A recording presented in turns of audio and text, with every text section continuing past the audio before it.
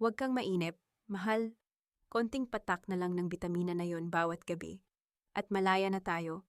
Sa atin na ang lahat ng mana ni Althea. Hindi na niya abutin ang susunod na buwan. Ang mga salitang iyon, na binigkas sa isang malamig at kalkuladong tono, ay tila mga karayom na isa-isang bumaon sa puso ni Althea. Nakatayo siya sa dilim ng pasilyo, hawak ang isang tray ng merienda, na sana ay sorpresa para sa kanyang asawa. Ngunit ang sorpresang natanggap niya ay isang lason na mas masahol pa sa anumang kemikal, ang lason ng kataksilan. Ramdam ni Althea ang panginginig ng kanyang mga tuhod. Ang basong kristal sa ibabaw ng tray ay dahan-dahang dumuulas, ngunit wala siyang lakas upang ayusin ang pagkakahawak dito. Ang bawat pintig ng kanyang puso ay tila isang mabigat na tambol na umaalingaw-ngaw sa kanyang buong pagkatao.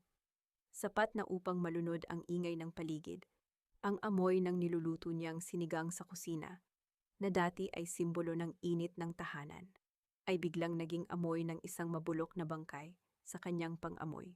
Sa loob ng silid-aklatan, narinig niya ang mahinang tawa ni Celeste, ang babaeng itinuring niyang higit pa sa isang kapatid, ang kaibigang binuhat niya noong walang-wala ito, ang taong pinagkatiwalaan niya ng kanyang mga lihim. "You're so bad, Miguel," wika ni Celeste sa isang malambing at mapanuksong boses. "Pero sigurado ka bang hindi siya nakakahalata? Masyado siyang martir. Baka isipin niyan ay talagang nag-aalala ka lang sa kalusugan niya." Althea is naive. "Celeste, masyado siyang nabulag sa pag-ibig sa akin. Kahit anong ibigay ko, iinumin niya ng walang tanong-tanong. Ganoon siya katanga," sagot ni Miguel. At kasunod nito, ang tunog ng paglapat ng mga labi na tila isang sampal sa pandinig ni Althea. Napapikit ng mariin si Althea. Tila bumalik sa kanyang gunita ang 7 taon ng kanilang pagsasama. Ang mga gabing hindi siya natutulog para lamang asikasuhin ang mga pangangailangan ni Miguel. Ang mga pagkakataong isinantabi niya ang sariling mga pangarap upang suportahan ang negosyo nito, na laging nauuwi sa pagkabigo dahil sa sugal. Ibinigay niya ang lahat, ang kanyang katawan, ang kanyang kaluluwa, at maging ang kayamanan na iniwan ng kanyang mga magulang. Akala niya ang kanyang pagtitiis ay isang banal na sakripisyo. Akala niya ang pagiging isang masunuring asawa ay magbubunga ng isang masayang pamilya para sa kanilang anak na si Maya. Ngunit sa isang iglap, ang lahat ng binuo niyang ilusyon ay gumuho na parang kastilyong buhangin na hinampas ng malakas na alon. Isang butil ng luha ang kumawala sa kanyang mga mata. Mabilis na bumagsak sa tray, ngunit walang tunog na nilikha. Ang sakit ay hindi na madadaan sa hagulgol. Ito ay isang uri ng pait na nanunuot sa bawat selula ng kanyang katawan. Ginagawa siyang bato sa gitna ng sarili niyang pamamahay. Kailangang makuha natin ang pirma niya sa transfer of rights bago siya tuluyang manghina. Dagdag pa ni Miguel, ang boses ay puno ng kasakiman. "Kapag nasa atin na ang lahat, maaari na nating dalhin si Maya sa isang malayo na boarding school para wala nang istorbo sa pagsasama natin." Nang marinig ang pangalan ng kanyang anak, tila nagkaroon ng biglang kislap ng apoy sa nanlalamig na puso ni Althea. Maaari niyang tiisin ang sariling kamatayan, ngunit ang ilayo sa kanya ang kaisa-isang hininga ng kanyang buhay ay isang bagay na hindi niya mapapayagan. Ang kanyang pagmamahal na dati ay malambot at mapagpatawad ay unt-unting nagbabago. Nagkakaroon ng mga matatalas na gilid na handang sumugat sa sinumang mang-aapi sa kanya.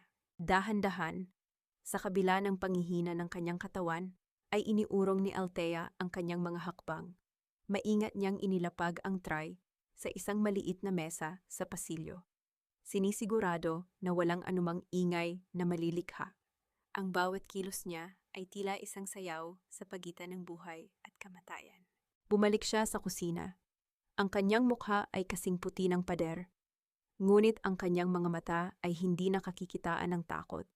Kinuha niya ang bote ng bitamina, na tinutukoy ni Miguel ang bote na akala niya ay puno ng kalinga, ngunit puno pala ng kamatayan. Tinitigan niya ito ng matagal. Ang bawat patak na ininom niya nitong mga nakaraang linggo ay ang dahilan ng kanyang madalas na pagkahilo at panlalabo ng paningin. Hindi siya may sakit. Pinapatay siya ng taong pinangakuan niyang makakasama hanggang sa huling hininga. Nabalik lamang ang kanyang diwa nang marinig ang yabag ng mga paa ni Miguel na papalabas ng silid-aklatan. Papunta ito sa kusina. Mabilis na kinuha ni Althea ang isang baso ng tubig at uminom. Sinusubukang lunukin ang nakabara sa kanyang lalamunan. Nang pumasok si Miguel, ang kanyang mukha ay muling nagsuot ng maskara ng isang mapagmahal na asawa. Ngumiti ito. Ang ngiting dati ay nagpapatunaw sa puso ni Althea. Ngunit ngayon ay nagdudulot na lamang ng kilabot sa kanyang balat. Gising ka pa pala, Althea. Sabi ko sa'yo, kailangan mong magpahinga ng madalas. Namumutla ka na naman. Wika ni Miguel habang lumalapit sa kanya. Ang kamay ay dahan-dahang humawak sa kanyang balikat. Nararamdaman ni Althea ang init ng palad ni Miguel, isang init na tila nanggagaling sa kailaliman ng impyerno. Gusto niyang sumigaw. Gusto niyang itulak ito at isampal sa mukha nito ang lahat ng kanyang narinig. Ngunit alam niyang hindi pa ito ang tamang oras. Sa mundong ito na puno ng mga lobo, kailangan niyang matutong maging isang mas matalinong biktima. Medyo nahilo lang ako, Miguel. Kaya uminom ako ng tubig, sagot ni Althea. Ang boses ay pilit na pinatatatag, kahit na ang bawat himaymay ng kanyang puso ay humihingi ng saklolo. Ininom mo na ba ang bitamina mo para sa gabing ito, halika? Kukunin kita ng bago, alok ni Miguel. At lumingon ito sa estante kung saan nakalagay ang bote ng lason. Habang nakatalikod si Miguel, nakita ni Althea ang anino ni Celeste na nakasilip mula sa pintuan ng pasilyo. May dala itong mapanuring tingin at isang ngising tila nagtatagumpay. Ang dalawang tao na pinakamahalaga sa kanya ay kasalukuyang nagluluto ng kanyang sariling libing sa harap mismo ng kanyang mga mata. Inabot ni Miguel ang baso kay Althea. Ang kanyang mga mata ay nakatitig ng malalim. Naghihintay na makita ang bawat patak na papasok sa katawan ng kanyang asawa. Ang baso ay tila naging isang mabigat na pasanin sa kamay ni Althea. Alam niyang kung iinumin niya ito, tinatanggap niya ang kanyang katapusan. Ngunit kung tatanggihan niya, malalaman nilang alam na niya ang lahat. At hindi niya alam kung ano ang susunod na hakbang ng isang desperadong mamamatay tao. Sige na, Althea, inumin mo na ito para makatulog ka na nang mahimbing, paghimok ni Miguel. Ang kanyang boses ay naging isang bulong na puno ng panganib. Itinaas ni Althea ang baso. Ang kanyang mga labi ay dumampi sa gilid nito. Sa sandaling iyon, isang malakas na tunog ng kidlat ang gumuhit sa kalangitan. Kasunod ng biglang pagbuhos ng ulan sa bubong na tila libu-libong mga luhang nag-uunahang bumagsak. Inumin kaya ni Althea ang lason na magtatapos sa kanyang buhay? O ito na ang simula ng isang paglalakbay kung saan ang patay ay matututong lumaban? Ayusin mo ang sarili mo, Althea. Mukha kang bangkay na naglalakad at baka mapagkamalan ka pang multo rito sa loob ng bahay ko. Ang tinig ni Doña Teresa ay kasing lamig ng marmol na sahig ng kanilang mansyon. Pumasok siya sa kusina na may hawak na mahabang rosaryo. Ang bawat butil nito ay tumatama sa isa't isa, lumilikha ng isang tuyot at nakakairitang tunog sa gitna ng katahimikan. Sa likod ng kanyang mga salitang tila nag-aalala, ay naroon ang isang talim na handang humiwa sa anumang natitirang dangal ni Althea. Dahan-dahang ibinaba ni Althea ang baso. Hindi niya ito ininuman, ngunit sapat na ang kanyang pagkukunwari upang mapatigil ang mapanuring tingin ni Miguel. Tumingin siya sa kanyang biyenan, ang babaeng pinaglingkuran niya nang may buong pagpapakumbaba sa loob ng maraming taon. Pasensya na po, Mama. Medyo masama lang po talaga ang pakiramdam ko nitong mga nakaraang araw.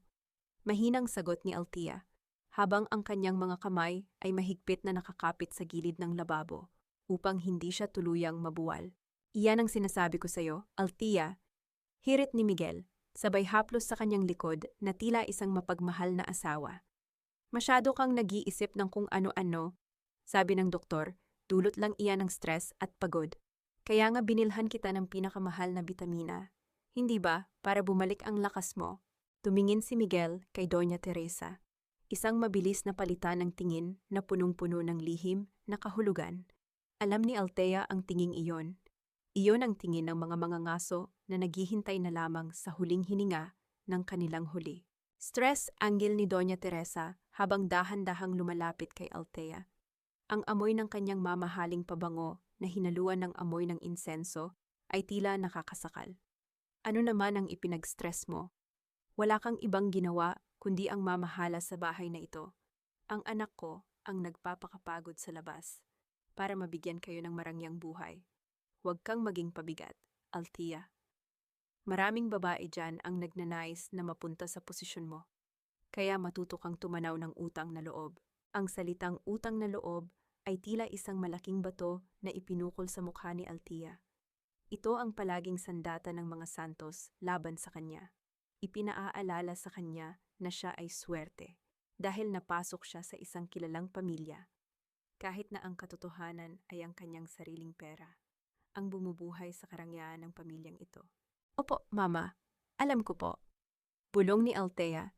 Pinilit niyang huwag magpakita ng anumang emosyon. Sa loob ng kanyang isipan, isa-isang nabubuo ang mga piraso ng katotohanan. Ang kanyang biyenan, na palaging nagdarasal at nagpapakitang tao sa simbahan, ay kabilang sa planong ubusin ang kanyang buhay.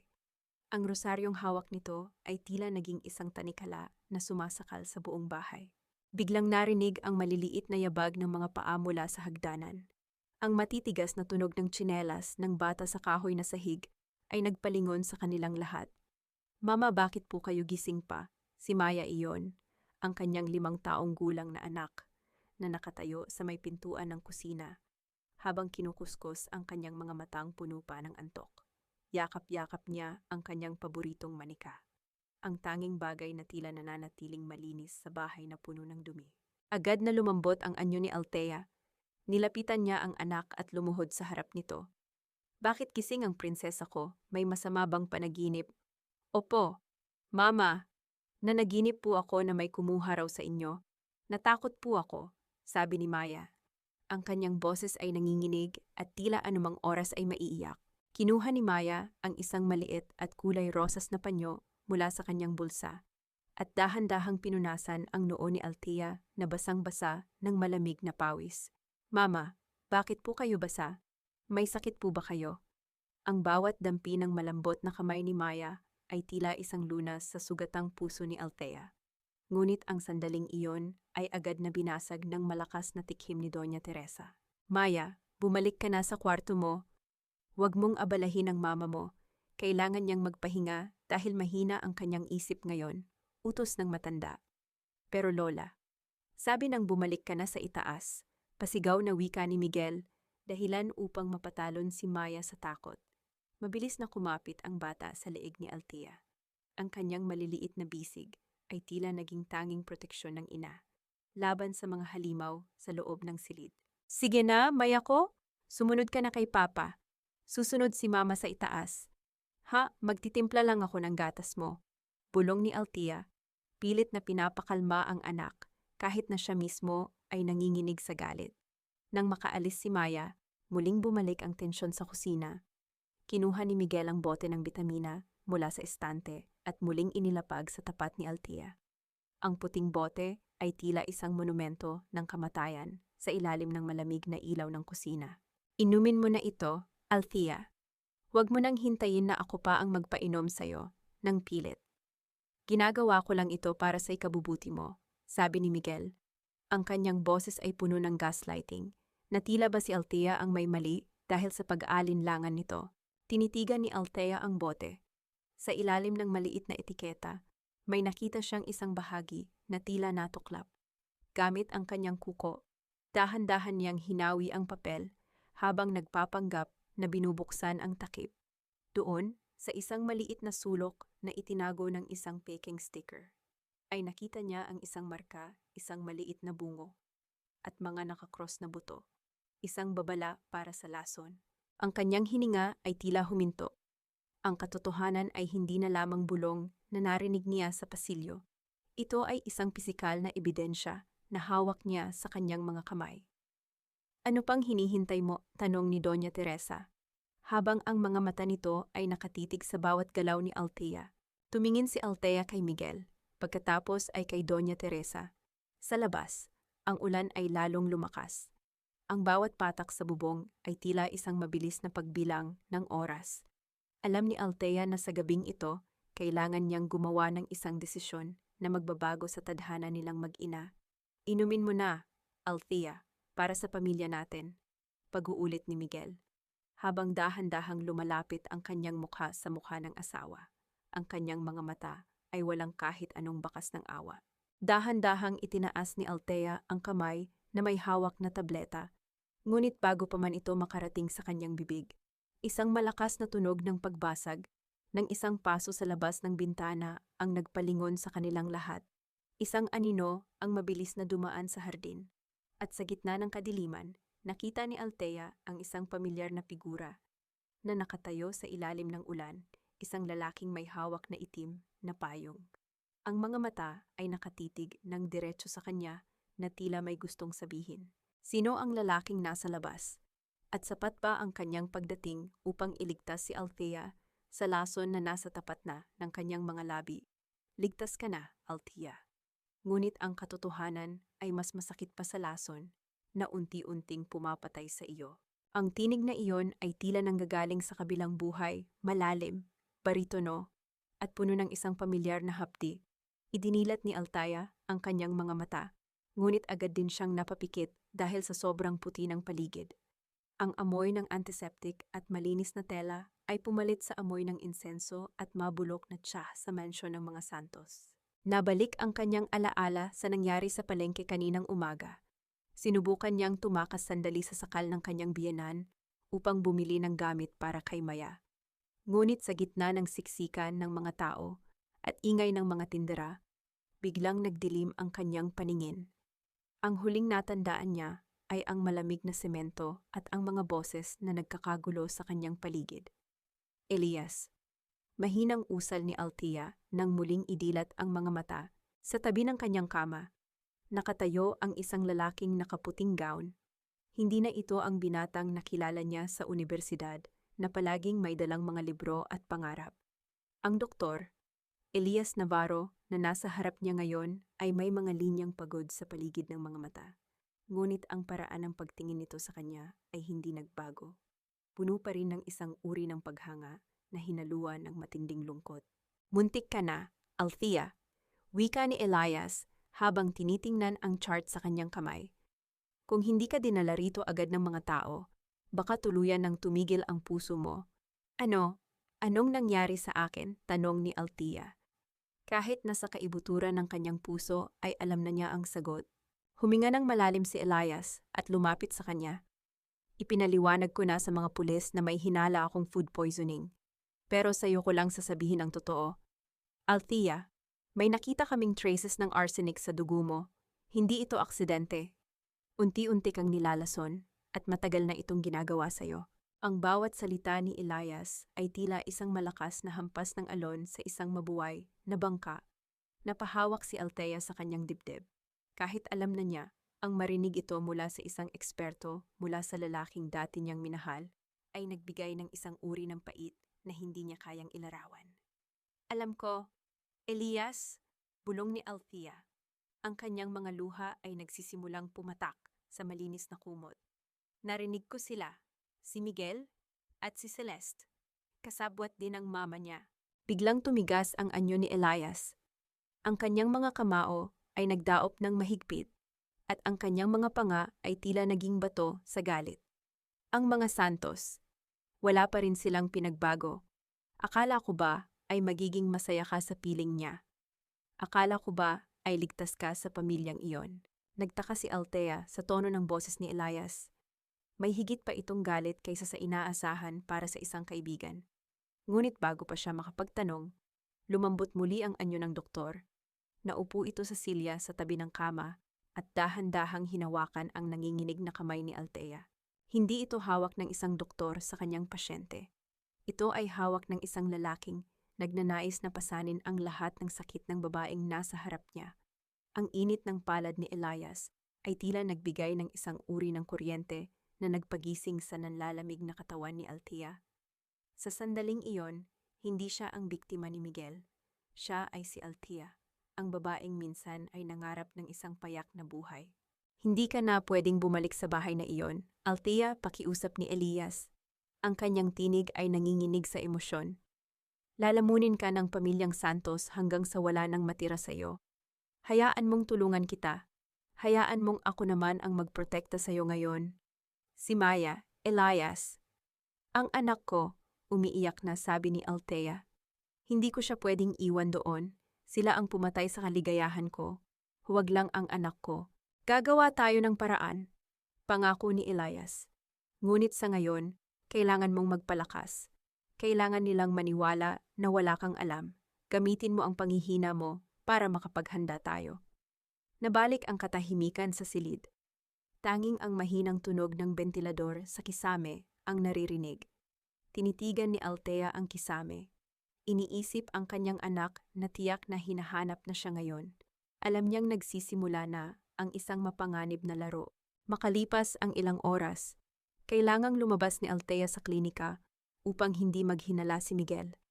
Habang dahan-dahan siyang naglalakad patungo sa sakayan ng tricycle sa labas ng gusali, hindi niya napansin ang isang itim na sasakyan na nakaparada sa tapat ng kalsada.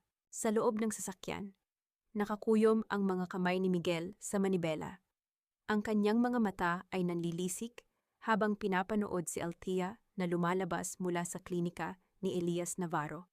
Alam ni Miguel ang nakaraan ng dalawa.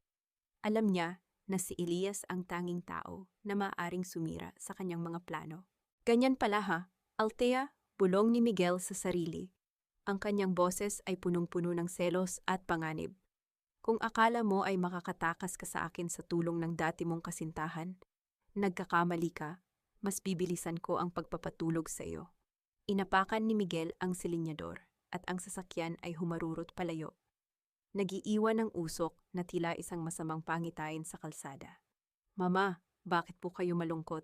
Ang tinig ni Maya ay tila himig ng isang anghel na pumasok sa madilim na silid kung saan nakaupo si Althea sa tabi ng bintana. Nakatingin sa kawalan, kanina pa siya nagpapanggap na malakas sa harap ng kanyang anak. Ngunit ang bigat ng katotohanan ay tila sumasakal sa kanya. Ang bawat sandali na kasama niya si Maya ay tila isang pagnanakaw sa oras na kakaunti na lamang ang natitira. Pumasok si Maya sa kanyang kwarto. Dala-dala ang isang maliit at kulay rosas na panyo na tila isang kayamanan sa kanyang mga kamay. Lumapit ito kay Althea at maingat na inilapag ang panyo sa ibabaw ng kamay ng kanyang ina. Ito po, Mama. Ang panyo ko po, para hindi na po kayo malungkot, sabi ni Maya. Ang kanyang mga mata ay puno ng inosenteng pag-aalala na pangiti ng mapait si Althea. Ang simpleng kilos ng kanyang anak ay nagpaalala sa kanya kung bakit siya kailangang lumaban. Hindi para sa kanyang sarili, kundi para sa batang ito na nawalan na ng ama isang ama na mas pinili ang pera at ang babaeng hindi naman dapat at hindi dapat mawalan pa ng ina. Salamat, anak ko, bulong ni Althea. Hinaplos ang buhok ni Maya. Mahal na mahal ka ni Mama. Mahal ko rin po kayo, Mama. Pero bakit po kayo nagkukulong dito sa kwarto? Ayaw niyo na po bang maglaro kay Lola? Tanong ni Maya. Ang kanyang mga kilay ay nagsalubong sa pagtataka. Natigilan si Althea. Ang pagkukulong na tinutukoy ni Maya ay ang kanyang pagtanggi na makipag-usap kay Doña Teresa at ang kanyang pag-iwas sa mga ritual ng pamilya. Simula nang makabalik siya mula sa klinika, pinili niyang manatili sa kanyang kwarto. Nagpapanggap na mahina pa rin upang hindi maghinala ang kanyang mga traidor. Ngunit ang tunay na dahilan ay ang takot na baka mas lumala ang kanyang kondisyon. At hindi na niya makapiling pa si Maya. Si Lola Mumiko, may inaasikaso lang si Mama. Maya, huwag mo na siyang pansinin, ha? Sabi ni Althea. Pilit na ibinabalik ang ngiti sa kanyang mga labi. Habang nakikipaglaro sa anak, biglang narinig ni Althea ang tinig ni Celeste mula sa labas ng kanilang kwarto. Hindi ito ang malambing na tinig na ginagamit nito sa harap ni Miguel. Ito ay isang tila, nagmamadali at malamig na tono. Miguel, sigurado ka ba kung may mangyari pa kay Althea? Baka lalong maging kahina-hinala ang lahat. Hindi pa natin nakuha ang pirma niya sa transfer of rights. Napatigil si Althea sa paglalaro. Ang puso niya ay muling bumilis ang tibok. Ngunit sa pagkakataong ito, ang takot ay hinaluan na ng nag-aalab na galit.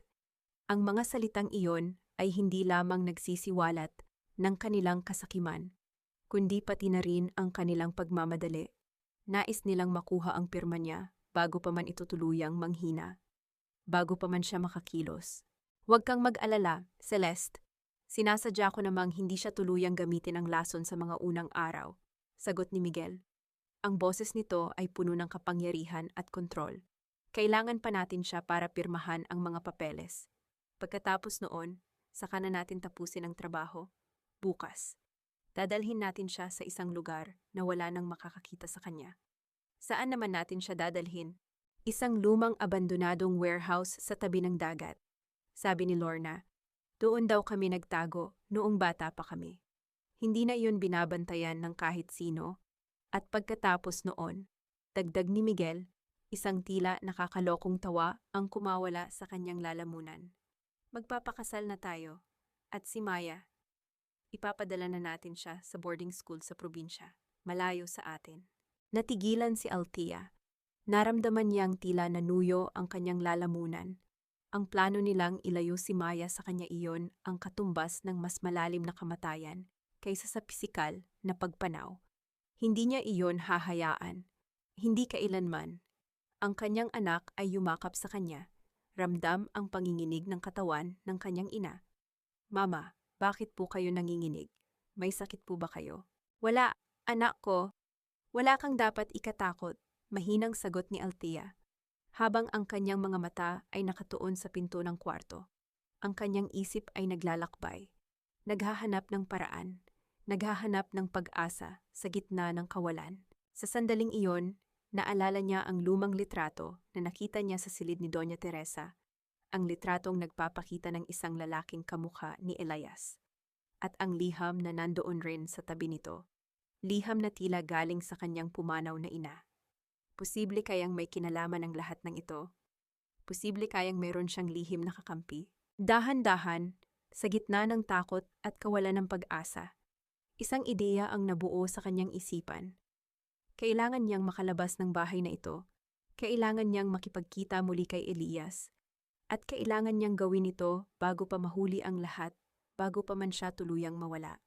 At bago pa man makuha ni Miguel ang kanyang pirma, at ang pinakamahalaga, bago pa man nila makuha si Maya.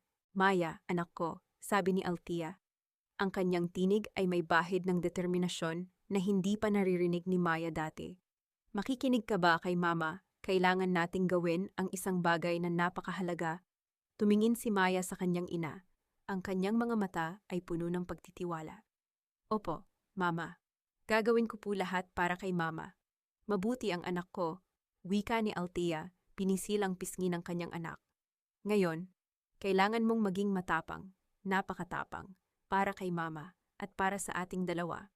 Sa labas ng kwarto, nagpatuloy ang mga plano ng kasamaan, ngunit sa loob, isang bagong plano ang nabubuo isang plano na nagsisimula sa dalawang pusong nagkakaisa, handang lumaban sa kahit ano, para sa kanilang kinabukasan. Ito lang ang tanging paraan, Althea. Kailangan mong mamatay sa paningin nila upang tunay kang mabuhay. Ang mga salitang iyon ni Dr. Elias ay tila isang hatol na nagpabigat sa hanging namamayani sa loob ng madilim na silid. Nakaupo si Althea sa gilid ng kanyang kama, habang si Elias ay nakaluhod sa kanyang harap. Hawak ang isang maliit na bote ng kulay asul na likido. Pumasok ang doktor sa mansyon sa pamamagitan ng bintana sa likod. Isang mapanganib na hakbang na ginawa niya dahil sa matinding pag-aalala sa kaligtasan ng babaeng minsan niyang pinangarap na makasama habang buhay. Elias, paano si Maya? Ang boses ni Althea ay halos isang bulong, puno ng takot na tila anumang oras ay mababalay. I can't leave her with those monsters. Kung mawawala ako, kahit pansamantala lang, sino ang yayakap sa kanya kapag natatakot siya sa gabi? Paano kung saktan siya ni Lorna o ni Celeste? Huminga ng malalim si Elias. Ang kanyang mga mata ay nagniningning sa ilalim ng malamlam na liwanag ng buwan na tumatagos sa kurtina. Pangako, Althea, hinding-hindi ko siya pababayaan. Nakahanda na ang lahat sa ospital. Ako ang titingin sa iyo. Ako ang magdedeklara ng oras ng iyong pagpanaw. Sa loob ng ilang oras na ang puso mo ay titigil sa pagtibok dahil sa gamot na ito, sisiguraduhin kong walang sino mang makakalapit sa iyo. Hinawakan ni Elias ng mahigpit ang nanginginig na mga kamay ni Althea. I will be there, Althea. I'll watch over Maya like she's my own daughter. Pero kailangan nating gawin ito bukas. Narinig mo ang plano ni Miguel. Balak kanilang dalhin sa bodega, sa tabi ng dagat. Kapag nangyari iyon, wala na akong magagawa para iligtas ka. Nanlamig ang buong katawan ni Althea. Ang isipin na itatapon siya sa isang abandonadong lugar ay sapat na upang magdulot ng kilabot sa kanyang balat. Tumingin siya sa maliit na bote. Ito ang kanyang tiket sa kalayaan. Ngunit ito rin ay isang laro sa pagitan ng buhay at kamatayan. Isang maling sukat ng patak. At maaaring hindi na siya magising pa. Bago pa makasagot si Althea, isang mahinang kaluskos ang narinig mula sa pasilyo. Ang tunog ng mga yabag na dahan-dahang papalapit sa pinto ay nagpatigil sa kanilang paghinga. Mabilis na nagtago si Elias sa likod ng mahabang kurtina. Ang kanyang hininga ay pinigil upang hindi makalikha ng anumang ingay. Bumukas ang pinto at pumasok si Miguel. Ang kanyang mukha ay nababalot ng anino, ngunit ang kanyang mga mata ay tila nagliliyab sa kasakiman. May dala siyang isang baso ng gatas. Ang basong alam ni Althea na hinaluan na naman ng lason. Gising ka pa pala, Althea, wika ni Miguel. Ang kanyang tinig ay may halong kaplastikan na tila ba nag-aalala siya. Uminom ka muna nito, sabi ni Mama. Kailangan mong lumakas para sa ating lakad bukas. May mahalagang sorpresa ako sa iyo. Tumingin si Althea sa gatas. Pagkatapos ay sa direksyon kung saan nagtatago si Elias. Alam niyang ito na ang sandali kung iinumin niya ang lason ni Miguel.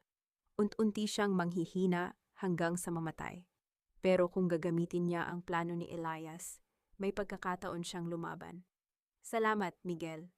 Mahinang sagot ni Althea. Pero bago iyan, gusto ko lang makita si Maya sa huling pagkakataon ngayong gabi. Gusto ko siyang yakapin. Masyado ka namang madrama, Althea. Tulog na ang bata, iritableng sagot ni Miguel. Ngunit hinayaan niya ang asawa na lumakad patungo sa kabilang silid kung saan mahimbing na natutulog ang kanilang anak. Pumasok si Althea sa silid ni Maya. Ang amoy ng baby powder at ang mahinahong paghinga ng bata ay tila humaplos sa kanyang nagdurugong puso.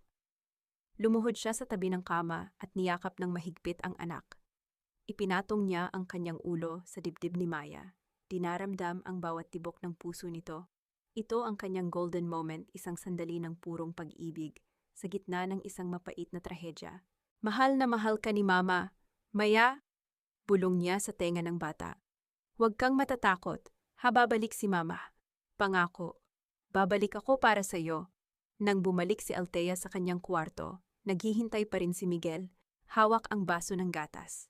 Ngunit lingid sa kaalaman ng lalaki, mabilis na inilabas ni Althea ang asul na bote mula sa kanyang bulsa at ibinuhos ang nilalaman nito sa gatas nang lumingon si Miguel upang ayusin ang unan. Hinarap ni Althea si Miguel nang may katatagan na hindi niya akalaing taglay niya. Sige, Miguel, para sa pamilya natin, para sa kapayapaan na hinahangad mo.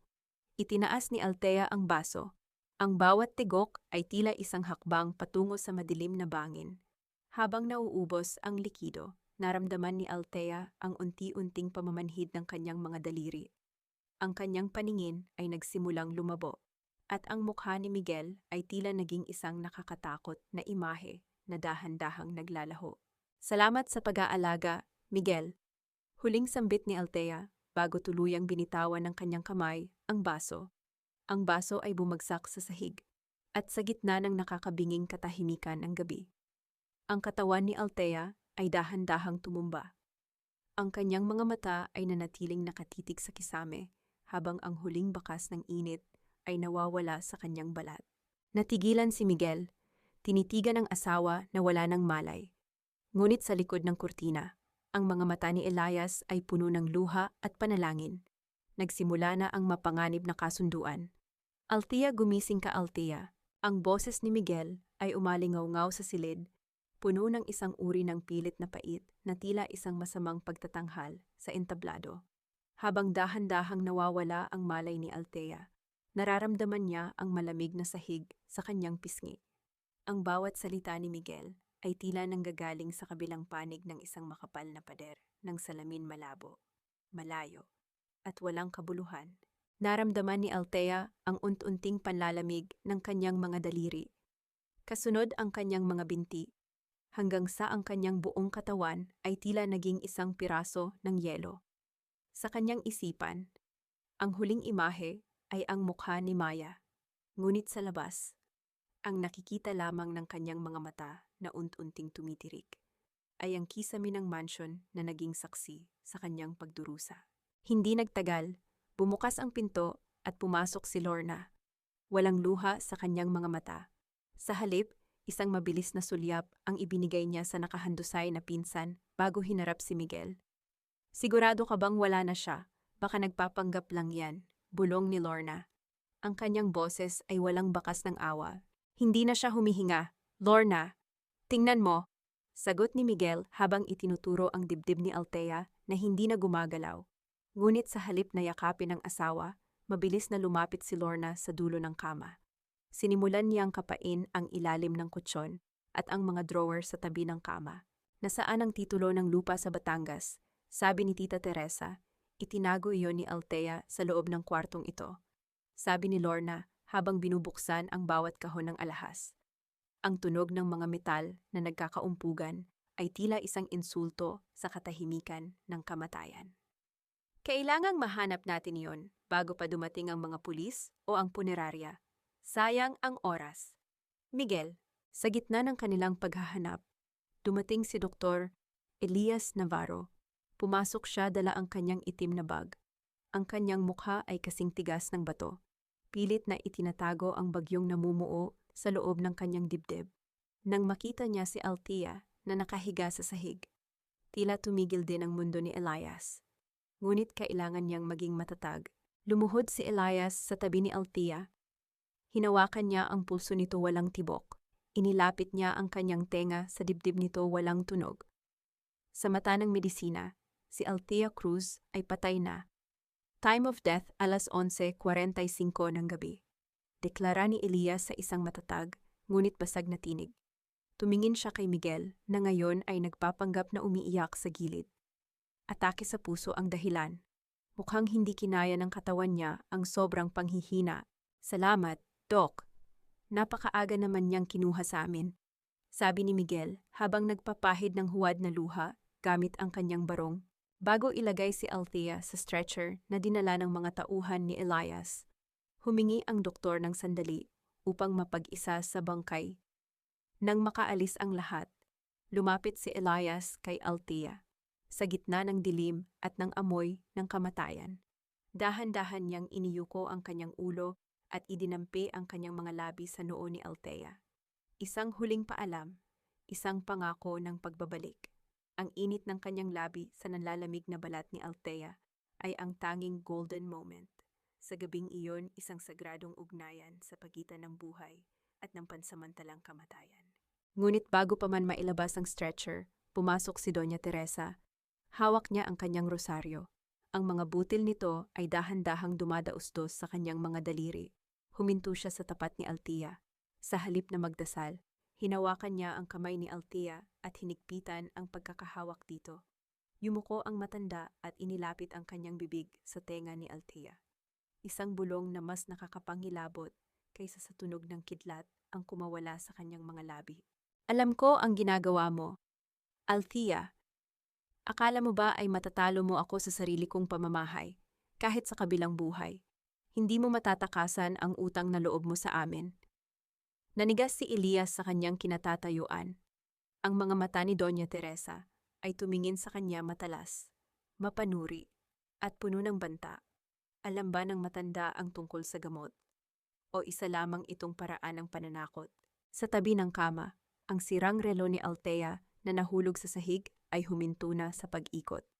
Ang bawat segundo ay tila naging isang piping saksi sa lihim na ibinulong ng biyenan. Ang ganda ng mga bulaklak, di ba Miguel, parang hindi burol ang pinupuntahan ng mga tao, kundi isang selebrasyon. Ang tinig ni Celeste ay punong-puno ng kagalakan habang hinahaplos ang mamahaling puting rosas na nakapalibot sa kabaong ni Althea. Sa loob ng malawak na kapilya, ang liwanag ng mga nagniningning na chandelier ay tumatama sa mga kristal na dekorasyon. Lumilikha ng isang marangyang atmosfera na tila bahiram sa isang kasalan. Ang bawat sentimo na ginamit sa burol na ito ay galing sa bank account ni Althea, ang perang pinagtrabahuan niya para sa kinabukasan ng kanyang anak, na ngayon ay nilulustay ng kanyang mga mamamatay tao. Mula sa isang maliit at madilim na silid sa klinika ni Elias, nakatingin si Althea sa isang monitor ng CCTV. Ang kanyang katawan ay mahina pa rin. Ang kanyang balat ay kasing puti ng telang nakatakip sa kanya kanina sa ospital. Ngunit ang kanyang mga mata ay nagniningning sa isang uri ng puot na hindi pa niya kailanman naramdaman. Nararamdaman niya ang hapdi ng bawat tawa ni Celeste sa kabilang bahagi ng screen. Nakita niya kung paano dahan-dahang hinawakan ni Miguel ang kamay ni Celeste sa ilalim ng lamesa, habang kunwaring tumatanggap ng pakikiramay mula sa mga bisita. Tingnan mo sila, Elias. Bulong ni Althea. Ang kanyang boses ay basag at puno ng pait. Hindi pa man ako naililibing. Itinatayo na nila ang kanilang kaharian sa ibabaw ng aking bangkay. Hindi sumagot si Elias. Nanatili siyang nakatayo sa likod ni Althea. Ang kanyang mga kamay ay nakapatong sa sandalan ng silya nito. Nararamdaman niya ang panginginig ng mga balikat ng babae. Gusto niyang yakapin ito. Gusto niyang sabihing, tapos na ang hirap. Pero alam niyang ang tunay na laban ay nagsisimula pa lamang. Ang amoy ng gamot at malamig na hangin mula sa aircon ay tila nagpapabigat sa katahimikan ng silid. Sa screen, nagbago ang eksena. Nakita ni Althea si Maya. Ang maliit na bata ay nakaupo sa sahig sa tapat ng malaking litrato ng kanyang ina. Walang lumalapit sa kanya. Ang mga santos ay abala sa pakikipag-usap sa mga mayayamang bisita, habang si Maya ay tila isang anino na nakakalimutan sa sulok. Dahan-dahang lumapit si Maya sa litrato ni Althea. Inabot ng kanyang maliit na kamay ang mukha ng kanyang ina sa frame. "Mama, bakit mo po ako iniwan? Sabi mo po babalik ka. Ang lamig-lamig po rito. Mama, sunduin mo na po ako. Please?" Napahawak si Althea sa monitor.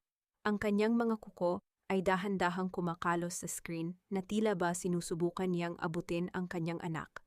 Ang bawat hikbi ni Maya ay tila isang kutsilyong humihiwa sa kanyang puso. Ito ang kanyang golden moment, ang makitang ang kanyang anak ay nangungulila sa kanya. Ngunit wala siyang magawa, kundi ang panoorin ito mula sa malayo. Ang sakit ay hindi na maipaliwanag. Ito ay isang uri ng paghihirap na mas masahol pa sa kamatayang pansamantala niyang dinaanan.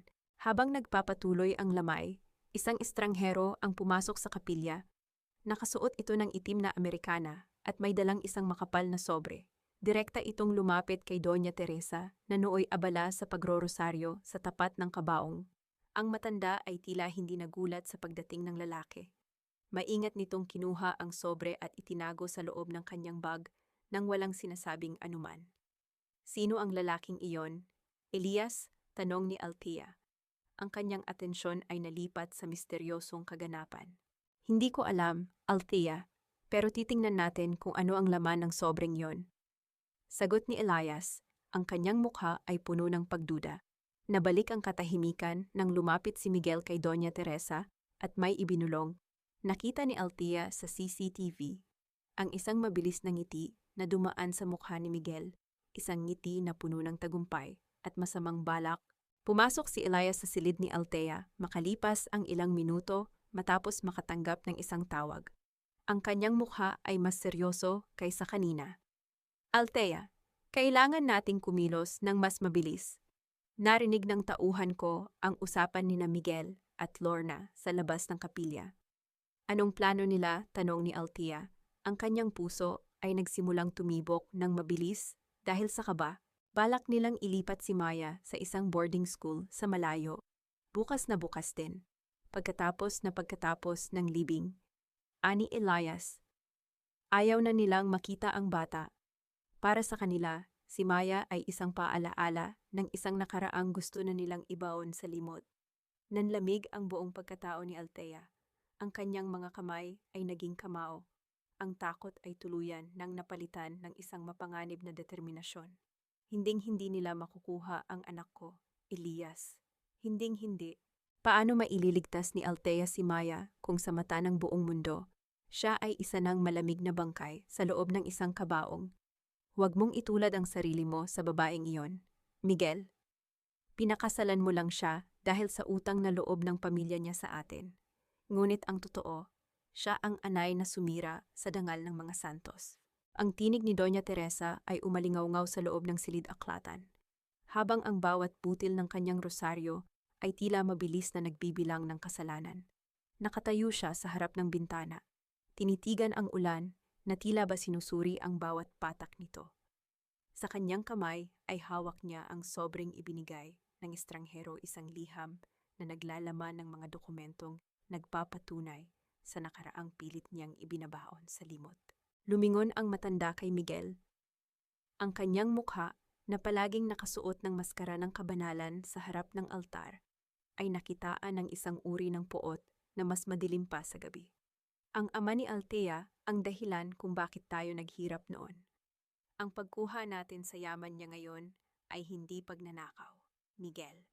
Ito ay pagbawi lamang sa kung ano ang nararapat sa atin. Samantala, sa kabilang bahagi ng mansyon, ang hagulgol ni Maya ay hindi pinapansin. Nakaupo ang bata sa sahig ng pasilyo. Ang kanyang maliliit na kamay ay nakatakip sa kanyang mukha. Lumapit si Lorna. Ang kanyang mga takong ay lumilikha ng matitigas na tunog sa sahig na tila ba bawat hakbang ay isang pananakot. Tumigil ka sa pag-iyak, Maya, nakakarindi ang boses mo, bulyaw ni Lorna, habang marahas na hinila ang braso ng bata upang patayuin ito. Ang ingay-ingay mo, parang hindi ka naturuan ng tamang asal. Wala na ang nanay mo, kaya matuto kang sumunod sa amin kung ayaw mong mapunta sa kalsada. Ang kawalang awa sa boses ni Lorna ay tila isang hagupit sa kawalang malay ni Maya. Ang bata ay nanginginig. Ang kanyang mga mata ay puno ng takot habang nakatingin sa kanyang tiyahin na tila ba isang halimaw na handang manakmal. Sa labas ng mansion, isang sasakyan ang dahan-dahang huminto. Lumabas si Elias. Ngunit sa pagkakataong ito, hindi siya nag-iisa. Isang babaeng nakasuot ng puting uniforme ng nurse. May suot na malaking face mask at salamin. Ang sumunod sa kanya, si Althea iyon. Hindi na niya kayang manatili lamang sa loob ng klinika habang naririnig ang bawat iyak ng kanyang anak sa CCTV. Ang bawat tibok ng kanyang puso ay tila isang babala na kailangan niyang kumilos bago pa tuluyang mawala ang lahat. Dito ka lang, Althea? Ako na ang papasok? Bulong ni Elias. Ang kanyang boses ay puno ng kaba. Kukunin ko lang ang mga gamit ni Maya at susubukan kong makausap ang bata. Hindi, Elias. Hindi ko kayang hintayin ka rito habang alam kong nasa loob sila, sagot ni Althea. Ang kanyang tinig ay nanginginig sa likod ng maskara. Kahit isang sulyap lang kay Maya, sapat na yon para mabuhay ako. Pumasok sila sa mansyon. Ginamit ni Elias ang kanyang katayuan bilang doktor ng pamilya upang makalagpas sa mga gwardya. Habang abala si Elias sa pakikipag-usap kay Miguel sa sala, dahan-dahang humiwalay si Althea at naglakad patungo sa itaas. Ang amoy ng sampagita at mga kandila sa burol ay tila sumasakal sa kanya, isang paalaala na para sa lahat. Siya ay wala na. Sa kanyang paglalakad, napadaan si Althea sa silid ni Doña Teresa. Bahagyang nakabukas ang pinto. Nakita niya ang matanda na nakatalikod. Tila may binabasa. Isang pagkakataon ang nakita ni Althea nang lumabas ang matanda upang kumuha ng tubig. Mabilis na pumasok si Althea sa loob. Sa ibabaw ng lamesa, nakita niya ang isang liham na may pamilyar na sulat kamay, ang sulat ng kanyang pumanaw na ina. Ito ang lihim na itinago ni Doña Teresa sa loob ng maraming taon. Sa loob ng liham, nakasulat ang mga katagang, "Alagaan mo ang anak ko, Teresa. Ang lahat ng yaman ko ay para sa kanya at sa magiging apo ko." Ang bawat salita ay tila isang sampal sa katotohanan. Alam ng kanyang ina na hindi mapagkakatiwalaan ang mga santos. Ngunit naniwala pa rin ito sa isang huwad na pagkakaibigan. Ito ang kanyang golden moment, ang pagkakatuklas na ang pag-ibig ng kanyang ina ay pilit na nilunod ng kasakiman ng kanyang biyenan. Dinampot ni Althea ang liham at itinago sa kanyang bulsa. Ang kanyang mga luha ay dahan-dahang bumabasa sa loob ng kanyang face mask. Mabilis siyang lumabas at tinungo ang hardin kung saan nakita niya si Maya na nakaupo mag-isa sa ilalim ng puno ng mangga. Ang bata ay mukhang pagod na pagod sa kaiiyak. "Maya, Mahinang bulong ni Althea. Napalingon si Maya. Nanlaki ang kanyang mga mata habang nakatingin sa nurse. Mama, bulong ng bata. Ang kanyang tinig ay puno ng pag-asa na tila ba naramdaman niya ang presensya ng kanyang ina sa likod ng balat kayo. Lalapit na sana si Althea nang biglang narinig ang mabibigat na yabag ng sapatos mula sa likuran.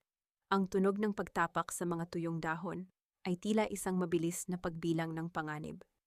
Sino ka? Anong ginagawa mo rito sa labas? Ang boses ni Miguel ay matigas at puno ng suspisya. Huminto siya ilang hakbang lamang mula kay Althea. Ang kanyang mga mata ay nanunuri. Tila ba sinusubukang butasin ang suot na maskara ng nurse. Sa sandaling iyon, ang hangin ay tila tumigil sa pag-ihip. At ang tanging naririnig ay ang mabilis na tibok ng puso ni Althea, na tila isang tambol sa katahimikan ng hardin. Mababisto ba ni Miguel ang asawang akala niya ay malamig na bangkay na sa loob ng kabaong? Nurse siya na dinala ko para tumingin kay Maya. Miguel, mukhang hindi maganda ang lagay ng bata dahil sa sobrang pag-iyak. Ang tinig ni Elias ay mabilis at puno ng awtoridad, sapat upang mapatigil ang anumang suspisya na namumuo sa isipan ni Miguel. Humakbang ang doktor sa pagitan ni Althea at ng kanyang asawa. Ang kanyang katawan ay tila naging isang pader na nagpoprotekta sa lihim na pilit nilang itinatago. Sa ilalim ng face mask, naramdaman ni Althea ang sariling hininga na mabilis at mainit, habang ang bawat segundo ay tila isang taon ng paghihintay sa hatol ni Miguel. Tinitigan ni Miguel ang nurse mula ulo hanggang paa. Ang kanyang mga mata ay nanatiling mapanuri, ngunit nang makita ang stethoscope na nakasabit sa leeg ni Elias, unt-unting lumuwag ang pagkakakuyom ng kanyang panga. Siguraduhin mo lang na hindi yan magdadala ng gulo rito, Elias. Masyado nang maraming tao sa loob. Ayokong may makakita na mahina ang pamilya Santos. Gagawin lang namin ang trabaho namin, Miguel, sagot ni Elias. Habang dahan-dahang iginigiya si Althea palayo sa hardin, nang makapasok muli sa klinika, ang bawat hakbang ni Althea ay tila isang mabigat na pasanin. Ngunit wala ng oras para sa panghihina. Ngayon ang huling gabi ng lamay, ang gabi na tinawag nilang huling paalam. Ngunit para kay Althea, ito ang gabi ng kanyang muling pagsilang. Sa loob ng isang lihim na silid sa likod ng kapilya, nakalatag ang isang asul na bestida sa ibabaw ng kama. Ito ang kulay na paborito ni Althea, ang kulay ng malawak na langit pagkatapos ng isang malakas na bagyo. Dahan-dahan niyang hinaplos ang tela. Ang lamig nito sa kanyang mga daliri ay tila isang pangako ng hustisya. Ito ang kanyang golden moment, ang pagyakap sa kanyang sarili sa harap ng salamin. Hindi na bilang biktima, kundi bilang isang babaeng handang bawiin ang lahat ng ninakaw sa kanya. Ang tunog ng kanyang paghinga ay tila naging isang ritmo ng digmaan sa gitna ng katahimikan ng silid. Samantala, sa labas, ang kapilya ay punong-puno ng mga bulaklak, ilaw, at mga taong nakasuot ng pinakamagara nilang itim na kasuotan. Ang amoy ng mamahaling kandila ay humahalo sa amoy ng mga pabangong nagmumula sa mga prominenteng bisita. Si Miguel ay nakatayo sa tabi ng kabaong. Ang kanyang mukha ay isang perpektong larawan ng isang nagdadalamhating byudo. Sa tabi niya, si Celeste ay pasimpleng nag-aayos ng kanyang buhok. Ang kanyang mga mata ay nagniningning sa tuwa habang tinitingnan ang mga mamamahayag na nag-uunahang kumuha ng litrato. Ready ka na ba? Mahal, parbulong ni Celeste kay Miguel. Ang kanyang tinig ay puno ng kagalakan. Pagkatapos nito, ang lahat ng atensyon ay nasa atin na. Wala nang Althea na hahadlang sa atin. Handa na ako, Celeste. Oras na para tapusin ang palabas na ito. Sagot ni Miguel, habang dahan-dahang hinahawakan ang kamay ng kanyang kasintahan sa harap mismo ng kabaong, sa gitna ng maraming tao na abala sa pakikipag-usap. Hindi nila alam, sa bawat sulok ng kapilya, ay may mga mata at taing nakikinig. Maingat na inilagay ni Elias ang mga hidden camera at speakers sa mga estratehikong lugar. Ang bawat bulong, ang bawat mapanirang salita, ay kasalukuyang naririnig ni Althea mula sa kanyang kinaroroonan. Nagsimula ang programa. Tumayo si Miguel sa harap ng altar, hawak ang isang mikropono. Ang kanyang tinig ay nanginginig, puno ng mga huwad na emosyon. Si Althea, Siya ang buhay ko. Ang bawat pangarap ko ay para sa kanya. Hindi ko alam kung paano magpapatuloy ngayong wala na siya sa tabi ko. Habang nagsasalita si Miguel, naramdaman ni Althea ang isang uri ng lamig na gumagapang sa kanyang likuran. Isinuot na niya ang asul na bestida. Hindi na siya ang nurse, hindi na siya ang bangkay. Siya na muli, si Althea Cruz. Ngayon, ang huling pagkakataon ninyong magsinungaling, bulong ni Althea sa kanyang sarili. Habang ang kanyang mga kamay ay dahan-dahang binubuksan ang pinto ng lihim na silid, biglang, sa gitna ng madamdaming talumpati ni Miguel, ang lahat ng nagniningning na chandelier ay sabay-sabay na namatay. Ang kadiliman ay bumalot sa buong kapilya, kasunod ng isang nakakabinging katahimikan na tila ba ang mundo ay tumigil sa pag-ikot. Sa gitna ng dilim, narinig ang isang tunog mula sa mga speakers, hindi musika, kundi ang mabilis at malakas na pintig ng isang puso. Lubdab, lubdab, lubdab. Ang bawat tibok ay tila isang paalaala ng isang buhay na pilit pinatay, ngunit tumangging mamatay. Sa gitna ng altar, isang solong liwanag ang bumukas, at doon, sa gitna ng anino at liwanag, ay nakatayo ang isang figura na nagpapatigil sa bawat hininga ng mga naroon. Sino ang figurang lumitaw sa gitna ng dilim? At handa na ba ang pamilya Santos sa multo ng kanilang nakaraan? Hindi ako isang multo na ligaw, Miguel. Ako ang katotohanang pilit ninyong ibinaon, ngunit heto ako humihinga, nabubuhay, at handang bawiin ang lahat. Ang tinig ni Althea ay hindi sumigaw, ngunit ang bawat pantig nito ay tila dambuhalang kampana na ginitla ang katahimikan ng buong kapilya. Habang bumabalik ang kuryente, ang mga chandelier ay dahan-dahang nagliwanag. Inilalantad ang anyo ni Althea na nakatayo sa gitna ng altar. Ang kanyang asul na bestida ay tila nagniningning sa ilalim ng mga ilaw. Isang matapang na kaibahan sa itim na kasuotan ng mga nagluluksang mapagpanggap. Ang mga bulungan ng mga bisita ay tila isang mabilis na agos ng tubig. Ang mga mamamahayag ay nakalimot sa kanilang mga kamera. Ang lahat ay nakatuon ang paningin sa babaeng akala nila ay nasa loob ng puting kabaong sa likuran nito. Althea, ang tinig ni Miguel ay halos hindi lumabas sa kanyang lalamunan. Ang kanyang mukha na kanina ay punong-puno ng peking pighati ay naging kasing puti ng chalk. Ang mikroponong hawak niya ay nanginig. Lumilikha ng matinis na tunog na tila ayaw tumigil sa pandinig ng lahat. Multo, isang multo, tili ni Celeste, habang mabilis na nagtatago sa likod ni Miguel. Ang kanyang mga mata ay nanlilisik sa takot. Ang kanyang katawan ay nanginginig na tila isang dahon na hinahampas ng bagyo. Hindi sila pinansin ni Althea. Ang kanyang mga mata ay dumapo kay Doña Teresa, na kasalukuyang nakaupo sa unang hanay ng mga silya. Ang matanda ay nakahawak ng mahigpit sa kanyang rosaryo. Ang kanyang mga labi ay mabilis na gumagalaw sa panalangin. Ngunit ang kanyang mga mata ay hindi kakikitaan ng pagsisisi, kundi ng matinding pagkabigla at galit. Biglang, ang malalaking screen sa gilid ng altar, na dapat ay magpapakita ng mga litrato ng alaala ni Althea, ay muling nabuhay. Ngunit hindi ito mga litrato ng saya. Isang video ang nagsimulang mag-play ang usapan ni na Miguel at Celeste sa hardin. Ang pag-amin tungkol sa lason, at ang tawanan nila habang pinaplano ang pagpapatapon kay Maya. Ang bawat salita ng kataksilan ay umalingaw-ngaw sa bawat sulok ng kapilya. Ang mga bisita ay napasinghap. Ang kahihiyan ay tila isang makapal na usok na bumalot sa pamilya Santos. Walang katotohanan iyan, kasinungalingan ang lahat ng iyan, sigaw ni Miguel. Sinusubukang abutin ang technician booth, ngunit hinarangan siya ng mga tauhan ni Elias. Sa gitna ng kaguluhan, isang maliit na tinig ang bumasag sa tensyon.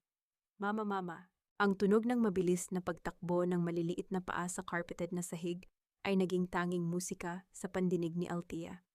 Nakita niya si Maya na tumatakbo patungo sa kanya. Ang mga mata ng bata ay puno ng luhang hindi nasa sakit, kundi sa hindi maipaliwanag na saya. Mamabuhay po kayo, yakap ni Maya sa binti ng kanyang ina. Lumuhod si Althea at niyakap ng buong higpit ang kanyang anak. Ito ang kanyang golden moment, ang maramdaman ang init ng balat ng kanyang anak, ang amoy ng buhok nito, at ang mabilis na tibok ng puso nito na tumutugma sa kanya. Sa sandaling iyon, ang lahat ng sakit ng lason at kataksilan ay tila naglaho. Sila lang dalawa ang mahalaga. Dito lang si Mama. Maya, hindi na tayo muling maghihiwalay, bulong ni Althea, habang ang kanyang mga luha ay dahan-dahang bumabasa sa balikat ng anak. Nang tumayo si Althea, hinarap niya muli si Miguel. Ang kanyang mukha ay kasing tigas na ng bakal. Tapos na ang palabas mo, Miguel. Ang lason na ibinigay mo sa akin ay naging gamot upang magising ako sa katotohanan. Sa gilid ng kanyang paningin, nakita ni Althea si Lorna na dahan-dahang umaalis sa gilid ng kapilya. Bitbit ang isang itim na bag na puno ng pera at mga alahas na ninakaw sa kanya. Ngunit bago pa man makalabas si Lorna, ang mga pinto ng kapilya ay marahas na bumukas. Ang matitigas na yabag ng mga sapatos ng pulis sa semento ay pumalit sa ingay ng mga tao. Pumasok ang mga awtoridad sa pangunguna ni Elias. Miguel Santos, Celeste Mercado, at Doña Teresa Santos. Inirereklamo kayo ng frustrated murder at grand larceny, deklara ng opisyal. Sa sobrang desperasyon, mabilis na dinampot ni Miguel ang isang mabigat na kandilerong tanso sa altar at itinutok ito kay Althea. Ngunit bago pa man siya makahakbang, isang kislap ng bakal ang lumitaw sa kanyang kamay. Isang maliit na baril ang inilabas ni Miguel mula sa kanyang bulsa. Ang kanyang mga mata ay puno ng pagkabaliw. Kung hindi ka mapapasa akin ang yaman mo, Althea, walang makikinabang nito, sigaw ni Miguel, habang itinuturo ang dulo ng baril sa direksyon ng kanyang asawa at anak. Napatigil ang lahat. Ang bawat hininga ay napigil. Ang tanging naririnig ay ang tunog ng pag-ulan sa labas at ang mabilis na paghinga ni Miguel na tila isang hayop na nakulong sa sulok. Sino ang tatamaan ng bala sa gitna ng paghahangad ng katarungan? At sapat ba ang pagdating ni Elias upang pigilan ang huling madugong hakbang ni Miguel? Itaas mo ang iyong mga kamay, Miguel. Huwag mong gawing mas malubha ang sitwasyon. Ang boses ng opisyal ng pulisya ay matigas, halos kasing tigas ng bakal na hawak ni Miguel. Sa loob ng kapilya, ang hangin ay tila tumigil sa pagdaloy. Ang bawat tao ay naging tila mga estatwang bato, hindi makagalaw sa takot na baka isang maling kislap ng daliri ay maging mitsa ng buhay ni Althea at ng bata. Nanginginig ang mga kamay ni Miguel. Ang pawis ay nag-uunahang pumatak mula sa kanyang noo patungo sa kanyang mga mata, na nagpapalabo sa kanyang paningin na puno na ng puot at desperasyon. Huwag kayong lalapit sa akin ang lahat ng ito. Pinaghirapan ko ang lahat ng ito, sigaw niya. Ang boses ay basag at tila nanggagaling sa isang taong tuluyan, nang nilamon ng sariling kasamaan. Sa gitna ng panganib, dahan-dahang humakbang si Elias sa harap ni Althea. Ang kanyang mga balikat ay malawak, tila isang panangga laban sa anumang kapahamakan. Miguel, tapos na ang laban. Tingnan mo ang paligid mo, wala ka ng kakampi. Kahit ang sarili mong konsensya ay tinalikuran ka na. Mahinahong wika ni Elias.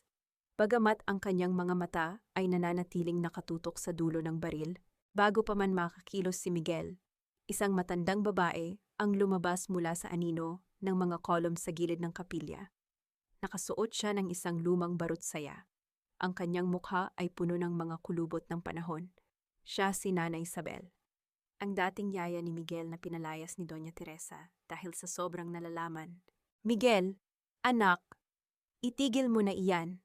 Ang paus na tinig ni Nanay Isabel ay umalingaw-ngaw, puno ng lungkot at awa. Nandito ako para sabihin ang totoo. Nakita ko ang lahat mula sa pagpapalit ng gamot hanggang sa mga liham na itinago ng iyong ina. Huwag mo nang dagdagan ang kasalanan ng pamilyang ito. Ang paglitaw ng lihim na testigo ay tila ang huling bigat na nagpabagsak sa balikat ni Miguel. Ang kanyang mga mata ay lumayo kay Althea at napako sa matandang babaeng nag-alaga sa kanya noong bata pa siya. Sa sandaling iyon ng pagkalito, mabilis na kumilos ang mga pulis. Ang tunog ng mabilis na pagdausdos ng mga sapatos sa carpet at ang pag-agaw sa baril ay naging isang mabilis na kaganapan na nagtapos sa panganib. Aray, bitiwan niyo ako. Wala akong kinalaman dito, tili ni Celeste. habang pilit siyang iginigiya ng mga pulis palabas. Ang kanyang marangyang suot ay tila naging isang kulungan ng kahihiyan sa harap ng mga kamera ng media na hindi tumitigil sa pag-flash. Sa gitna ng kaguluhan, nanatiling nakaupo si Doña Teresa. Ang kanyang rosaryo ay nahulog sa sahig. Ang mga butil nito ay nagkalat tila mga luhang bato. Nilapitan siya ni Althea. Bitbit pa rin si Maya na mahigpit na nakayakap sa kanyang leeg. Ang matanda ay tila biglang tumanda ng 10 taon. Ang kanyang mapagmataas na anyo ay naglaho, pinalitan ng isang anyo ng matinding pagkatalo. Mama, simula ni Althea, ang boses ay wala ng pait, kundi isang malalim na kapayapaan. Dahan-dahan niyang pinulot ang krus ng rosaryo mula sa sahig. Ang Diyos ay hindi nakikinig sa mga panalangin hinaluan ng lason at kasakiman. Ang dangal na pilit mong kinuha sa amin ay hinding-hindi magiging sayo sa ganitong paraan. Inilagay ni Althea ang rosaryo sa nanginginig na palad ng matanda. Dadalhin na kayo ng mga pulis. At sa pagkakataong ito, wala ng pera o kapangyarihan ang makapagliligtas sa inyo mula sa inyong sariling karma. Biglang narinig ang isang malakas na tunog ng pagtakbo mula sa pintuan ng likod ng kapilya. Si Lorna iyon, sinusubukang tumakas pitpit ang bag na puno ng ninakaw na alahas. Ngunit bago pa siya makalabas sa gate, naharang na siya ng mga gwardya. Ang tunog ng pagbagsak ng bag sa semento at ang pagkalat ng mga alahas sa putikan ay tila naging huling simbolo ng pagbagsak ng mga santos. Nang tuluyan ng mailabas ang mga suspek, ang kapilya ay muling naging tahimik, ngunit sa pagkakataong ito, ang katahimikan ay hindi na nakakasakal. Lumapit si Elias kay Althea. Ang kanyang mukha ay nakitaan ng isang mapait na ngiti ng tagumpay. Tapos na ang lahat, Althea. Ang hustisya ay nakamit na natin, wika ni Elias. Ngunit ang kanyang mga mata ay may bahid ng lungkot. Kailangan ko nang umalis. Ang misyon ko na protektahan ka ay tapos na. Maaari ka nang magsimulang muli nang wala ng anino ng nakaraan. Elias, sandali, habol ni Althea. Ngunit ang doktor ay dahan-dahan nang tumalikod.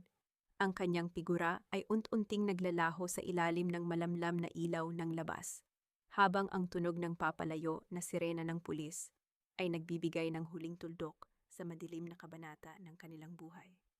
Ang simoy ng hangin sa dalampasigan ng Bataan ay tila isang banayad na haplos ng kalayaan, malayo sa nakakasakal na amoy ng insenso at lason sa loob ng mansyon ng mga santos. 6 na buwan na ang lumipas mula nang gumuho ang kaharian ng kasinungalingan ni Miguel. Sa loob ng maliit ngunit maaliwalas na bahay na bato sa tabi ng dagat, nakatayo si Althea sa harap ng bintana. Ang kanyang balat ay wala na ang pamumutla ng arsenic. Ngayon ay mayroon na itong malusog na kulay, dala ng sikat ng araw at ng kapayapaang matagal na niyang ipinagkait sa sarili. Sa kanyang tabi, nakaupo si Maya sa sahig. Abala sa pagguhit ng isang pamilya sa ilalim ng isang malaking bahaghari. Wala na ang takot sa mga mata ng bata. Ang bawat tawa ni Maya ay tila isang himig na nagpapagaling sa bawat latay ng nakaraan sa puso ni Althea. Ang tunog ng mga alon na humahampas sa mga bato sa dalampasigan ay naging kaisa-isang ingay na nagbibigay ng payapa sa kanilang mag-ina. Bago tuluyang manirahan dito, dinalaw ni Althea si Miguel sa kulungan. Nakita niya ang lalaking dati niyang minahal na ngayon ay nakasuot ng kulay kahel na uniforme. Ang mukha ay puno ng pagsisisi na huli na, at ang mga mata ay wala ng ningning ng kapangyarihan. Hindi ako naparito para makita kang nagdurusa, Miguel. Ang mahinahong wika ni Althea sa likod ng makapal na salamin. Naparito ako para sabihing pinapatawad na kita. Hindi dahil karapat-dapat ka, kundi dahil karapat-dapat ang puso ko na lumaya sa galit na itinanim ninyo. Hindi sumagot si Miguel. Tanging ang tunog ng kanyang paghikbi at ang pagtama ng kanyang noo sa salamin ang naging tugon. Iniwan siya ni Althea doon isang anino ng nakaraan na hindi na muling makakaapekto sa kanyang kinabukasan.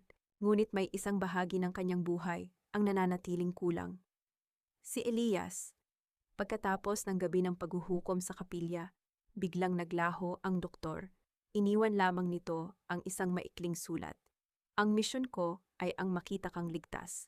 Ngayong malaya ka na, kailangan ko namang hanapin ang sarili kong kapayapaan. Hinanap siya ni Althea. Sa tulong ng foundation na itinayo niya ang The Second Breath Foundation para sa mga biktima ng pang-aabuso, nahanap niya ang kinaroroonan ni Elias sa isang liblib na bayan, kung saan ito nagbibigay ng libreng serbisyo sa mga mangingisda. Dahan-dahang naglakad si Althea sa buhanginan, patungo sa isang lalaking nakaupo sa isang lumang bangka, nakatingin sa papalubog na araw. Ang tunog ng kanyang mga hakbang sa tuyong buhangin ay nagpalingon sa lalaki. Natigilan si Elias. Ang stethoscope na hawak niya ay dahan-dahang bumaba. Ang kanyang mukha ay nakitaan ng gulat, pag-aalinlangan, at isang matinding pananabik na pilit niyang itinago sa loob ng mahabang panahon. Althea, bulong ni Elias. Ang kanyang tinig ay hinaluan ng huni ng mga ibon sa paligid. Sabi mo, tapos na ang misyon mo. Wika ni Althea habang humihinto ilang hakbang mula sa kanya. Pero nakalimutan mo ang isang mahalagang bagay. Elias, hindi mo tinanong kung handa na ba akong maglakad ng mag-isa. Ito ang kanilang golden moment sa gitna ng nag-aapoy na kulay ng dapit hapon. Hindi na sila ang doktor at ang pasyente. Hindi na sila ang biktima at ang tagapagligtas. Sila ay dalawang kaluluwang dumaan sa apoy at ngayon ay natagpuan ang isa't isa sa gitna ng katahimikan. Walang mga salitang sapat upang ilarawan ang lalim ng kanilang titigan. Tanging ang pagdampi ng kanilang mga palad at ang init ng kanilang hininga ang naging saksi sa muling pagbubukas ng kanilang mga puso. May dala akong tsaa, Elias, nakangiting sabi ni Althea, bagamat may luha sa kanyang mga mata. At sa pagkakataong ito, alam kong ligtas akong inumin ito, lalo na kung ikaw ang kasama ko. Ngunit sa kabila ng tamis ng sandali, isang tanong ang nananatiling nakabitin sa hangin. Handa na ba silang harapin ang mga bagong hamon ng mundo? O ang mga anino ng Pamilya Santos ay muling magpaparamdam? Mula sa dilim, handa na akong uminom ng tsaa. Elias, yung ikaw ang nagtimpla. Isang taon ang mabilis na lumipas. Tila isang mabilis na paglipat ng pahina sa isang makapal na aklat ng buhay. Ang amoy ng sariwang dagat at ang halimuyak ng namumukadkad na mga bulaklak sa hardin ay naging palaging kasama ni Althea sa kanyang paggising. Wala na ang takot na laging nakabuntot sa bawat anino ng mansyon. Ang natira ay ang malalim na katahimikan ng isang pusong natagpuan na ang kanyang sariling himig. Sa loob ng opisina ng The Second Breath Foundation, nakatayo si Althea sa harap ng isang malaking bintana. Ang kanyang anyo ay puno ng awtoridad, ngunit may taglay na lambot na tanging ang mga taong dumaan sa matinding unos ang nakakaunawa. Ang kanyang foundation ay naging silungan ng 200 kababaihan, na tulad niya ay nakaranas ng hagupit ng kataksilan at pang-aabuso. Sa bawat kwento ng tagumpay na naririnig niya mula sa mga ito, nararamdaman ni Althea na ang kanyang sariling sugat ay unti-unti ring naghihilom ng tuluyan. Samantala, sa likod ng rehas, ang bawat araw ni Miguel ay isang walang katapusang pag-ikot ng pagsisisi. Ang dating niyebe ng pamilya ay isa na lamang bilang na walang mukha. Si Doña Teresa naman ay nananatiling nakakulong sa kanyang sariling katawan sa loob ng isang pasilidad para sa mga matatanda. Ang kanyang mga kamay ay patuloy sa paggalaw sa kanyang rosaryo. Ngunit ayon sa mga nurse, wala siyang ibang binibigkas kundi ang pangalan ni Althea sa bawat gabi. Ang yaman na pilit nilang kinamkam ay naibalik na sa nararapat na nagmamay-ari. At ang mansyon na naging saksi sa kanilang kasamaan ay isa na lamang abandonadong istruktura na unting nilalamon ng kalawang at alikabok. Ang katarungan ay hindi lamang dumating sa anyo ng batas, kundi sa anyo ng isang malinis na karma na walang pinipiling oras. Lumabas si Althea sa beranda kung saan nakita niya si Maya na masayang nagdidilig ng mga halaman. Ang bawat pagtalsik ng tubig mula sa timba patungo sa mga dahon ay lumilikha ng isang masayang tunog sa ilalim ng sikat ng araw. Maya-maya pa ay dumating si Elias. May dalang isang basket ng mga prutas at 2 tasa ng mainit na tsaa. Ang bawat hakbang ng doktor sa kahoy na sahig ay may dalang katiyakan, isang katiyakang hindi na siya muling aalis. Handa na ang merienda, Althea, wika ni Elias. Ang kanyang tinig ay tila isang mainit na kumot sa isang malamig na hapon. Naupo sila sa ilalim ng lilim ng puno ng nara. Tumingin si Althea sa kanyang tasa ng tsaa. Ang usok na nagmumula rito ay tila isang banayad na sayaw sa hangin. Ininom niya ito ng may buong tiwala. Wala nang pait, wala nang pangamba. Ang tanging nalalasahan niya ay ang tamis ng buhay na pinaglaban niya. Alam mo, Elias, simula ni Althea habang nakasandal ang kanyang ulo sa balikat ng lalaki. Dati, akala ko ang pagtitiis, ang pinakamataas na uri ng pag-ibig. Akala ko ang manahimik sa gitna ng sakit ay isang kabanalan. Ngunit natutunan ko na ang tunay na pag-ibig ay nagsisimula sa paggalang sa sarili. Hindi tayo kailangang mamatay para lamang patunayan ang ating halaga. Hinawakan ni Elias ang kamay ni Althea. Pinagsasama ang kanilang mga daliri na tila 2 piraso ng isang puzzle na sa wakas ay nabuo na. Ang bawat ulap na dumaan sa buhay mo, Althea, ay nagsilbi lamang na palamuti sa pagdating ng iyong bagong umaga. Ngayon, wala na tayong kailangang katakutan sa dilim. Ito ang huling yugto ng kanilang paglalakbay. Ang pagpapatawad ay hindi nangangahulugang pagbabalik sa dati, kundi ang pagpili na lumakad pasulong ng walang bitbit na galit. Sa bawat patak ng tsa, sa bawat tawa ni Maya, at sa bawat tingin ni Elias, natagpuan ni Althea ang kanyang second breath, ang kanyang pangalawang pagkakataon na mabuhay ng tunay, ng malaya, at ng may pag-ibig na walang hinihinging kapalit, kundi ang kanyang sariling kaligayahan. Ang sikat ng araw ay dahan-dahang lumulubog sa abot-tanaw. Nagiiwan ng kulay kahel at lilang guhit sa langit, isang huling paalam sa isang madilim na kahapon at isang mainit na pagtanggap sa isang bukas na puno ng pag-asa.